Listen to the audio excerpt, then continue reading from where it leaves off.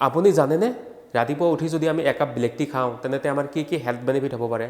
যদি নাজানে তেন্তে ভিডিঅ'টো এবাৰ চাই ল'ব অসমৰ ষ্টেট ড্ৰিংক হ'ল টি আমাৰ এনেকুৱা হৈ গৈছে আমি চাহ নোখোৱাকৈ থাকিব নোৱাৰোঁ আহকচোন আজি আমি জানি লওঁ ব্লেক টি খালে আমাৰ কি কি হেল্থ বেনিফিট হয় নাম্বাৰ 1 ব্লেক টিত কেফিন থাকে আৰু ৰাতিপুৱা যদি আমি কেফিন লওঁ গোটেই দিনটোৰ কাৰণে আমাৰ বডিত এনাৰ্জি বুষ্ট হয় আৰু মাইণ্ডটো এক্টিভ হৈ থাকে চ' আমি গোটেই দিনটো এক্টিভলি কাম কৰিব পাৰোঁ নাম্বাৰ 2